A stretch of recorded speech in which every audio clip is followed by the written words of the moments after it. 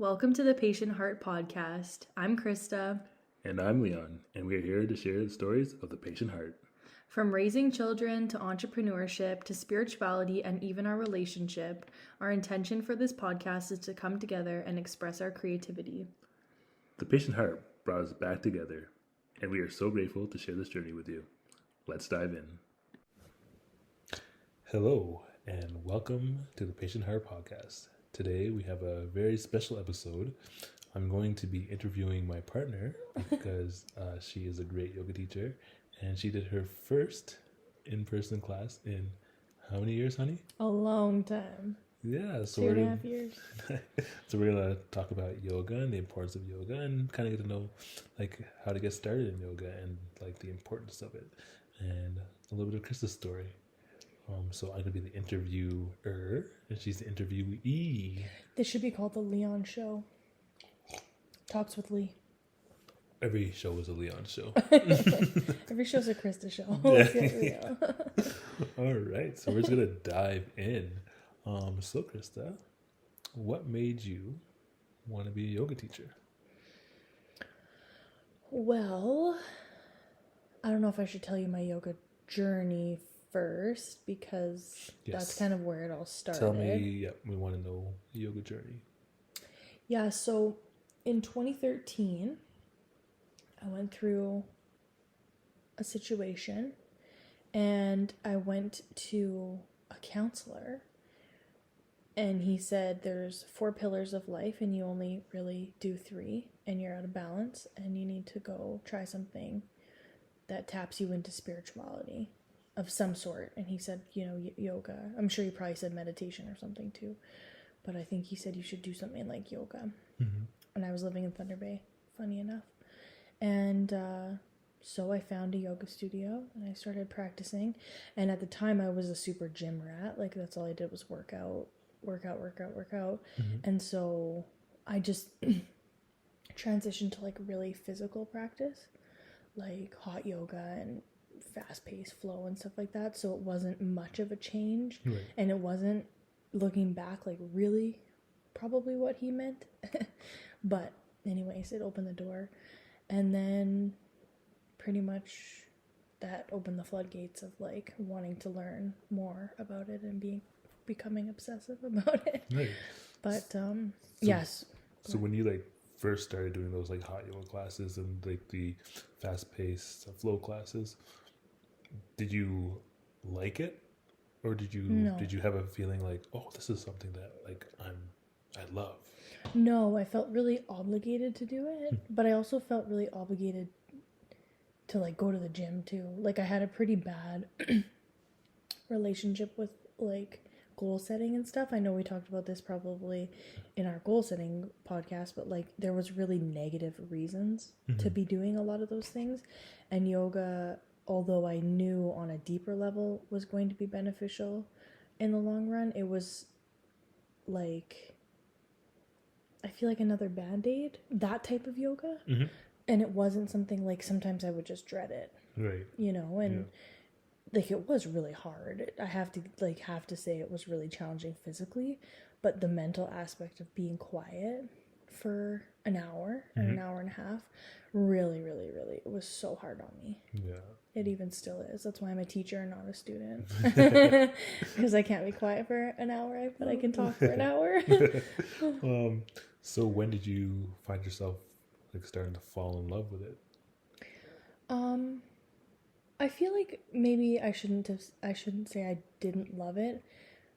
I think, like I said, on a deeper level, I knew that it was going to be beneficial. So I think I always had that little bit of love there, but it was like, I really loved the one teacher in Thunder Bay. So that helped. It wasn't all the classes I loved, but her classes really inspired me. Mm-hmm. And then when I moved to Regina from Thunder Bay, I started seeing at a community center a yoga class. I started participating in yoga class there, but he was a brand new teacher, so I was like, oh, this is weird. Like I just went from a super experienced teacher to a super new teacher. And two totally different styles. Right. But and then I started going to studios, and I mean, I think I I just think I knew on a level that I can't really articulate that it was important. I just don't know if I always, like, I had this like love for it. It was like a little bit superficial, I feel, for a while, because that's the level I was at for a while, you know, but Yeah, it you're was just beneficial, and it was helping me start to unravel some of the stuff that, you know, that could have been scary at the time too, right? So yeah. you're like kind of wondering what is going on, and that might make you feel a little bit less connected to it in a way, or you not wanting to connect to it in a way. Yeah, like, I mean, who wants to put themselves through, like, you know, tough growth, really, right? Like, on a conscious level. But again, looking back, you can kind of see that there was this knowing. It was just not very surface, Right. you know. So then, with all that, what made you decide that you want to become a teacher? Yeah, so I started practicing with this lady in Regina, who I really loved her style, and she was offering yoga teacher training. And this was like the same month that I got married, actually. And things were just happening, you know, and it was just like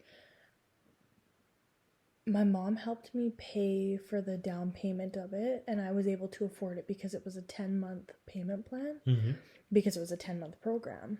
So it was really, really manageable. It was probably on the less expensive side, to be honest with you. So the finances felt like they were in alignment, Yep.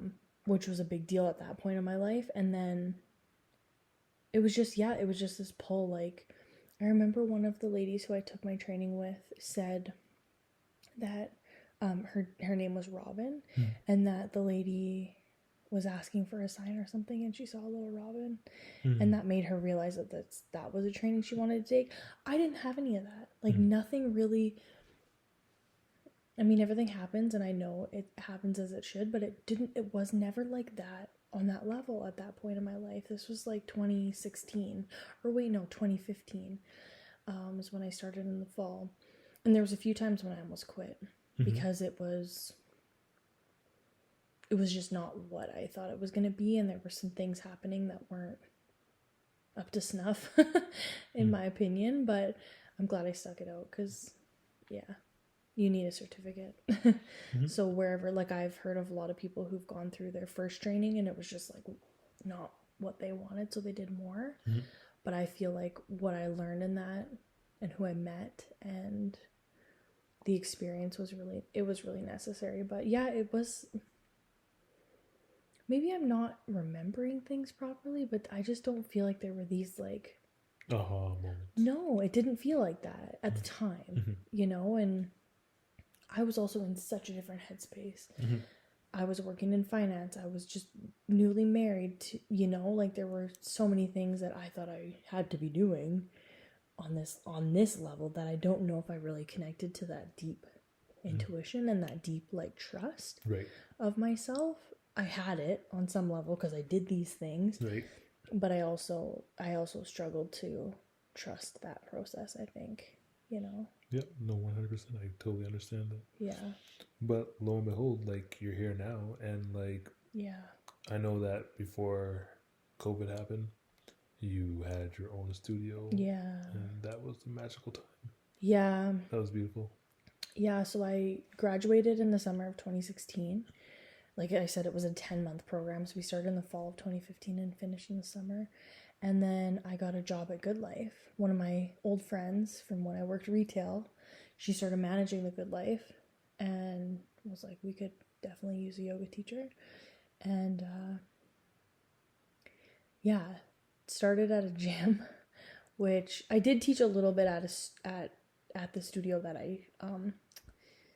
I did my teacher training, but that was like my first paid job, was like this, you know, gym environment. But I taught there for years, and it ended up being a magical experience in the long run. But yeah, I went from teaching in a gym to, I don't think I ever taught. Oh yes, I taught at a studio, and then I opened my own studio.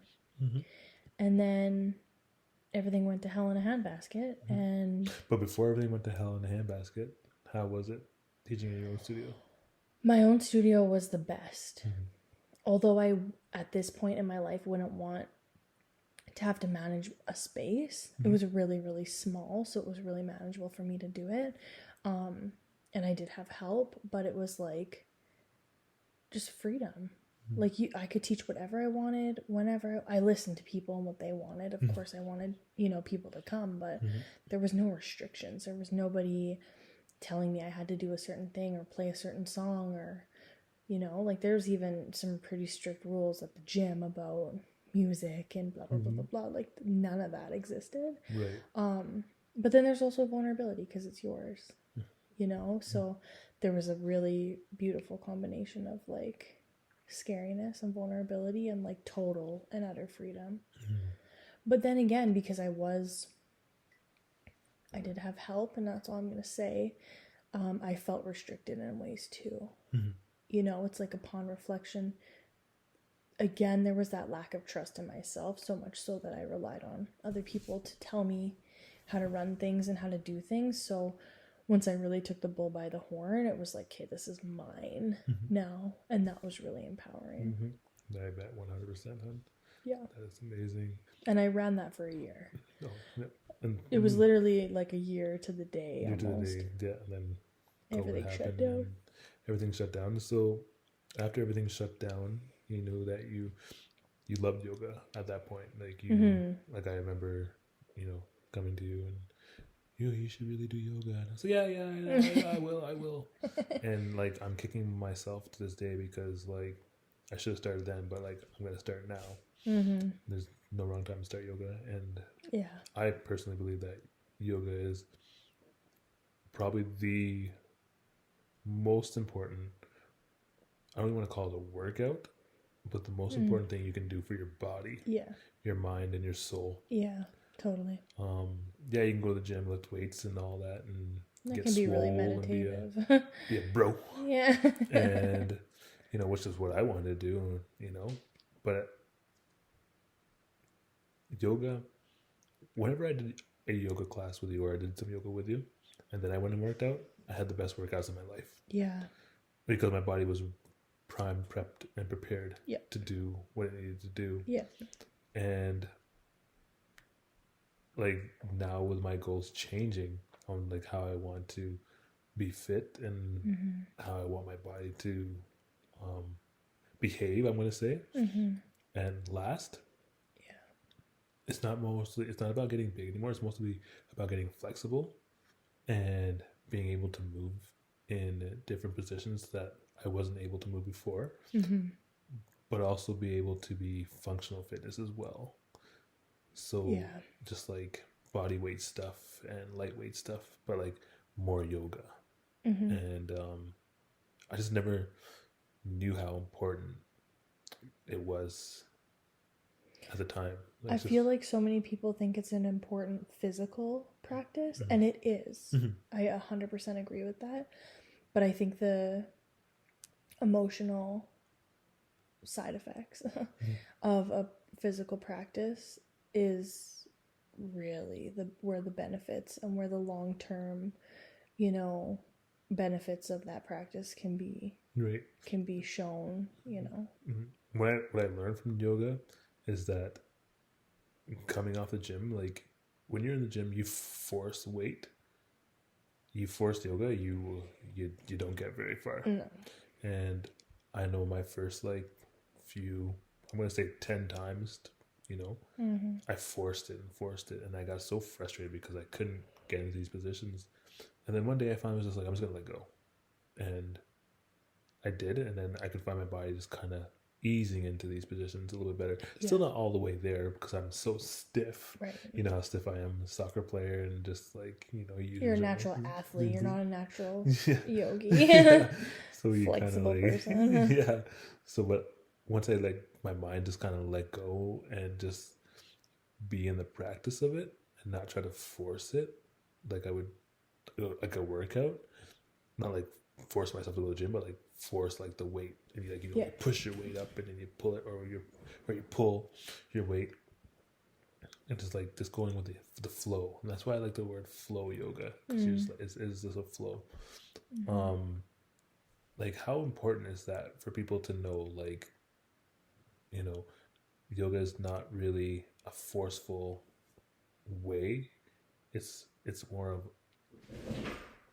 it's more of a being and being in it sort of way. Yeah, that's a good way of describing it. I feel like the conversations you and I have had about like masculine and feminine energies, like yoga is very feminine, and I don't mean that in a gender. I mean, there are lots of women who do yoga, so yeah, that makes sense. But it's a more feminine activity. It's more trusting, or trusting. I did not mean to say that, but It's true more, though. It's more trusting. You have to trust. Yeah, you have to trust your body to be able to move into these, but it's more gentle, like opening. Whereas the masculine is doing, the feminine is being. And you said that in your when you asked the question. It's like yoga is being, working out is doing, right? So you can be in yoga or practice yoga and just really be in the flow, and all you're doing is stretching really gently. Like, you know, there isn't that harshness around it. There are practices that are very intense and that are very masculine, I would say. I don't practice those and I don't teach those anymore. But the importance of, like, energies aside, the importance of yoga is, it's like there's no comparison. There's no workout out there that will ever give you the benefits that yoga will give you, because the workouts, although lifting weights can be meditative and stuff like that, unless you live in such an intentional way that you really bring yoga into your working out, which some people might. I don't personally, but some people might. Like, there's nothing like it. It's amazing for the body because it lengthens the body instead of tightening the body. Right. And I feel like as a society and as a culture, all we want is a tight body. We want a tight ass. We want a tight core. We want tight muscles. Like, we want to look tight all the time. And as nice as people might think they look when they're tight like that, it's like, but what's happening inside with all that tightness? Where else are you tight? Are you tight in your heart? Are you closed? You know, you closed down energetically in these areas that are so tight that it's like there's no flow happening at all. Right. And I think I just have a different relationship with working out, and we've had these conversations like a lot lately, but it's just not, I'm not feeling it right now, the working outside of things, but the yoga really never goes away. So even I was thinking, I don't know if I should have said those answers at the beginning of the podcast, but it's like, there's these moments when I didn't enjoy it because I really think I was forcing it, and I wasn't just allowing it to happen and it to be. So that's why it was the old Krista in the old patterns doing the same old thing, just in a different activity. Whereas now I feel like there's been an evolution from that version of myself that forced and was super masculine, right, to more open, receptive, gentle on my body, right, and more loving on my body. Exactly, yeah, more loving. Because even yoga really perpetuated a lot of my self-criticism, and it perpetuated a lot of my like insecurities on a physical level. So you can do all of these things, but until you start actually doing the work of unraveling some of the deep-seated shit that yoga can and will help you through, if you allow it. Yeah. You know, and that's a huge benefit to it, is it's going to give you the space in your mind and then the space in your heart to heal some of that if you're willing. Like, it's not just stretches, you know. I don't think it's just movement. I think anyone that has not done yoga and then they do a yoga class for the first time, they will realize that there's so much to it. Yeah. I don't know how many times you tell me to breathe when I'm stretching, and because I'm so used to tightening up, and I'm in the stretch, and I'm just like, and I just go, Yeah. and I lose my breath, sort of thing, and you're just like, breathe. Yeah. And then once I breathe, I feel a lot better. Yeah. It's just a lot. That's yeah. That's the most important part of practicing, like a physical practice of yoga, is the breath. Mm-hmm. There are breath work practices, there are meditations and stuff, but when you're actually moving your body, it's so important to either link it with your breath or feel yourself breathing. The physical benefits to breathing, you stay alive, but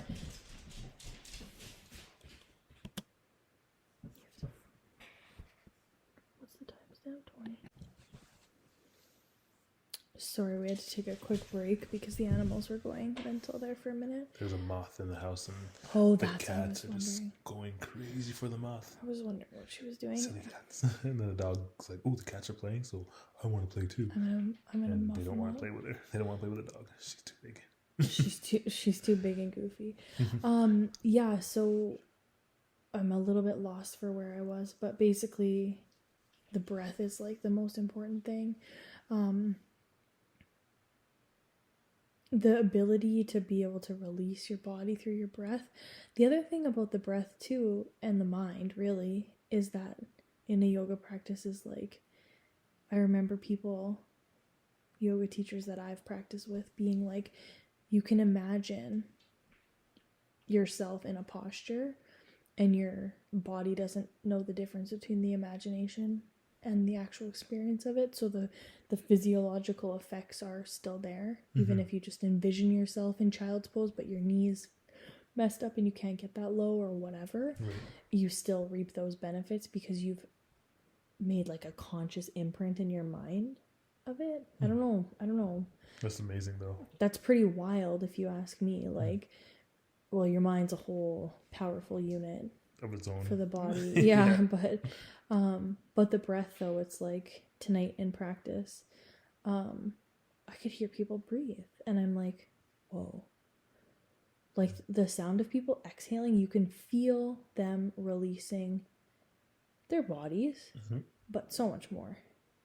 Yeah. You know? And they can see that because for the last 2.5 years, Krista's been teaching on Zoom. So Zoom is a little bit different. Actually, only 2 years of teaching Zoom because I didn't really start off. Right, 2 years of Zoom. But like you've done really good with Zoom, and you've kind of like built a good foundation through Zoom yoga, and like you really pivoted really, really greatly from what I saw. And then from going from owning a studio to then going Zoom, like how did it feel to be in a studio and to have those people around you? And like your studio wasn't very big. It was like a nice, like cozy 9 people max. Comforting, intimate space to be. Yeah. And I remember like we did like gong bath with Sundance there. Yeah. And I think we had maybe 6 or 7 people, maybe. I think we were 16 people. 16 people? Because we were mat to mat. Holy moly. Okay, 16 people. There was a lot, like 12 or 16. Yes, because there's people that came with couples and two. Yeah. And it was just so intimate, and it was just so, like, you could feel everybody's energy, and you can feel their breath. And like, that was super an amazing experience. And then to be able to experience that as a teacher, you're up in front of everyone's like turned towards you, and you're asking them to breathe, and you hear that and you feel that energy, and then all of a sudden that is just gone, like it's just taken away, basically. And then you go to online where people don't have to be, they can be on mute or they could be off screen and stuff like that. And like, how did you deal with that transition, and how did it feel to do that? And then how did you reconnect with the Zoom? Because you did Zoom for 2 years and you did wonderfully at it. So how did you reconnect, and how did it feel to like lose that transfer of energy and then go through a computer screen, the digital age, and go through that, and the energy is all cybernetic, to like, how did you transition? How did you cope? So when I shut down my studio and then just ended up like closing it down, like shut it down and then end up closing it down, there was a lot of grief around that. There was a little bit of relief, to be honest with you, because I was a one-person show and it was a lot, and there had been some personal things going on that were attached to the studio that it was nice to have left that behind. Mm-hmm. But as a teacher and as a leader of those classes, it was like really hard. It was so hard because I didn't just do yoga classes. I did full moon circles. I did new moon circles. We did kirtan. We did chanting. We did meditation. We did so many things in person, in groups, where energies bounce off of each other. Like you said, that gong bath was insane. There was obviously the gong floating around, but there were the vibrations and there was the people and the, you know, it's like, it's really wild when all this shit started happening in the world. It's like someone, I can't remember who it was, but someone that I listened to said like our heart energy, I'm going to call it, or I don't want to say our aura because that's not 100% accurate, but our heart energy radiates like 6 feet out. And we weren't allowed to apparently go that amount apart, right, for so long. And so as a teacher, now going from being person to person, hugging all my students, being like super physically and energetically intertwined to a screen was hard. And I also rebelled against Zoom. I was like, fuck this shit, I'm not doing it. I don't want, everybody's doing it and I don't want to do it. So I didn't for a long time. And I recorded classes and I uploaded them to YouTube. I did a lot of free classes. And then I started doing, like I'd upload the class and then people would pay me to have the link or whatever. And then eventually in the fall, I think I started doing Zoom. But at that point, like the grief process, I had moved through it and I had, you know, I don't know. I don't even know how I really got through that, to be honest with you. But it was like, I also had, I'm trying to think. I think I got a job. I did something where I was around people. So it wasn't completely isolating. It was for a while. And thankfully we had each other and our pets and all the things, you know, that at that stage of the world and the situation was what people needed. But it was really, it was really hard. And like, I remember I taught like a private class at the gym to like the people that I worked with. And I was like exhilarated. Because it had been so long. Because I was teaching like 20 classes a week. Like I was doing a lot. I was teaching a lot. I was around people a lot. And then all of a sudden just nothing. It was really hard. Yeah. Doesn't sound very pleasant. No. And I mean, you worked through it. So it was like you had your own struggles with having to work through it. And you know, I was living in Saskatoon at the time too, for quite some time. For work and everything like that. And COVID made traveling back and forth pretty hard. Yeah. Which was so dumb. I mean, thinking back, it's just fucking so stupid. But anyway. 2-hour drive. It's hard to travel back and forth, but whatever. Yeah. But there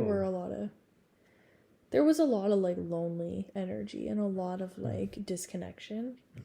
You know, and And like, so great news, you're doing Zoom and in person. Tonight was your first in-person class in a long time. And like, how did it feel? Like, how are you feeling about it? Yeah. With complete strangers. With like very few people I knew. Like I know I have one person's cell phone number. And like I would say I know her a little bit. Very little bit. Yeah, it was interesting for sure, but I was like on top of the world. At first I was a little nervous, and I also, because I've taught on Zoom for so long, I don't have to look at people in the eyes, as I just look at the screen. And I just make sure my body, what I'm saying with my words, my body is reflecting. So it was very much a me practice, or like a me, like teaching. Like I only had to look at myself and make sure I was in alignment, kind of thing.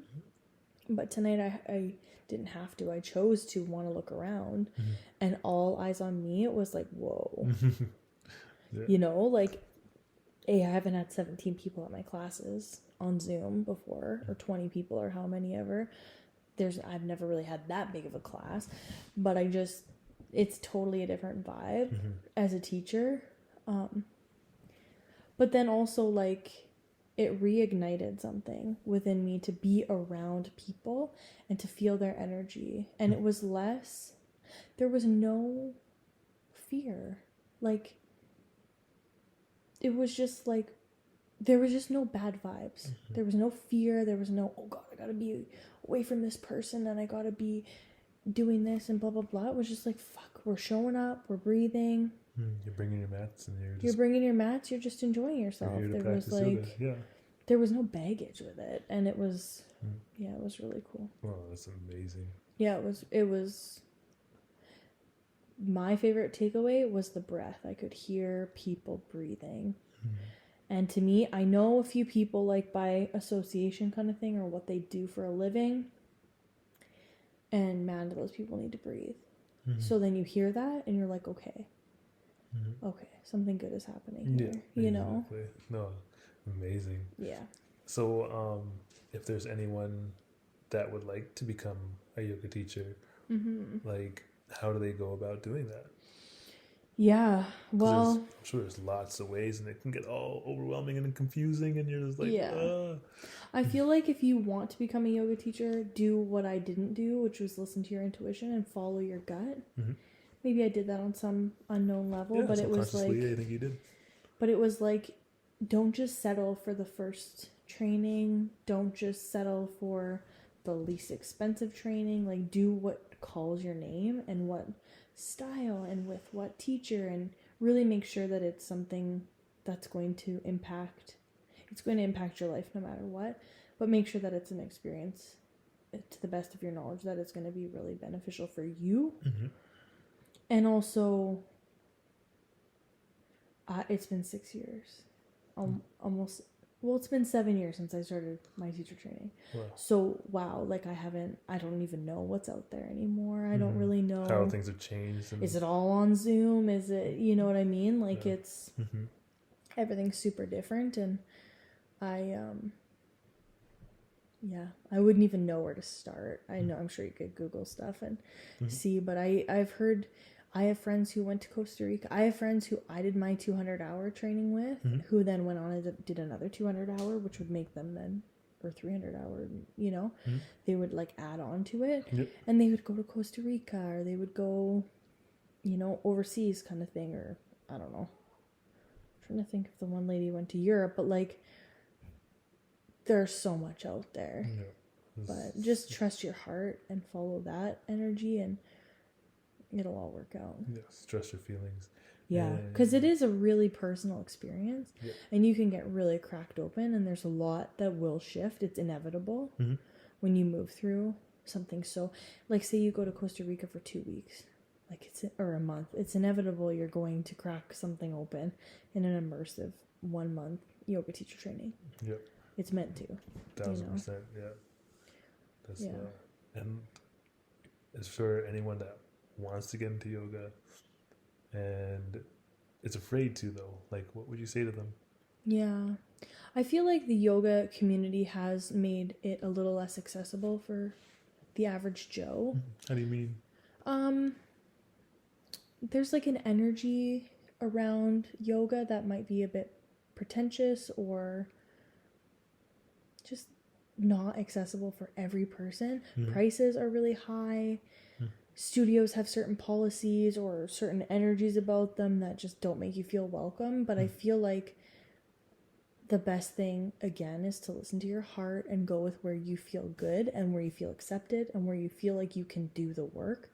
Because this isn't just, I don't believe it's just a stretch, and I don't believe it's just an activity or an exercise. It's really important that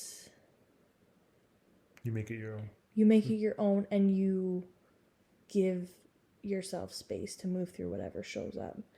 Because I think there's going to be some more stuff that comes through on a lot of people's journey that if you're in a safe space, then it feels safe. And it feels like you can really actually move through that and do the work that you're meant to be doing.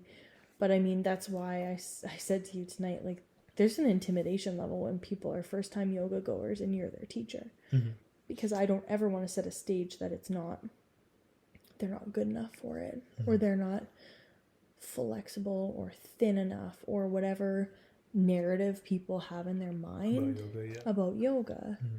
The one lady tonight was like, well, I had to Google what I wear to yoga because I don't really know. I've never been. And it's like, well, who knows what Google told her? Who knows what images Google showed her of like really flexible, thin white women in their bikinis on the beach doing yoga. It's like, on a surfboard. On a surfboard in the middle of the ocean. It's like, okay, hold on here. Like, what's realistic about this? Yeah, that's exactly. Like, and then they get to my classes and I'm like a pregnant regular person. Yeah. Who isn't on a surfboard in a bikini. Nope. So I feel like there's a real responsibility as a teacher to like be accepting to everyone, I think, and just to hold space for people to be who they are and what they're moving through. Yeah, no matter. It's beautiful. I love that because I wanted to do yoga in Stratford where I was living before, and I just was so intimidated. I was intimidated by the prices, and I was intimidated by what I saw online, and I was just like, this is not for me. I'm just gonna stick to the gym, where I can bro out. Right. That's but like just wanting to expand that, and then being scared off by that. That's what I mean by there's a certain energy around yoga that's really not true for like some yoga teachers, but it's really, really true for a lot. And I've been in prestigious and pretentious yoga studios that had made me feel so inadequate. And I believe that these practices and this lifestyle is to bring you out of that, is to heal that, and there's just there's no space for that in my world. But I don't know. That's again, like there's a studio energy too, whereas it's like I feel really grateful that I can be at a community center where it's fairly neutral. There aren't any religious or spiritual attachments to it. It's a very neutral space where anybody can come and take from the practice what they resonate with, and then they get to leave everything else behind. Exactly. No, that's beautiful. That is actually beautiful, and that's like the way that it should be, 1000%. I don't normally ever say things should be a certain way. Yeah. But I believe that it's the way it should be. I do. Yeah, I don't really like to use the shoulds, but I will with that. I only use that word in a few sentences of my life, and that's about it. So all in all, like I know this is going to be a tough question for you, and you might kind of not like this question, but not the end of the journey, but like your perfect situation or your ideal situation, would you be back owning a studio and teaching in the studio the way that you want to teach yoga and what you want to bring into it? Or could you go over Zoom classes, or would you stay at a community complex? Like what would you like to do in the future? That is a really tough question to answer. I feel like because where I'm at and where we're at in our life and with our family, what I'm doing now is like the ultimate. Having the time one night a week to go teach is feeling really beautiful. And then having, one online class plus my private student, like that feels really good.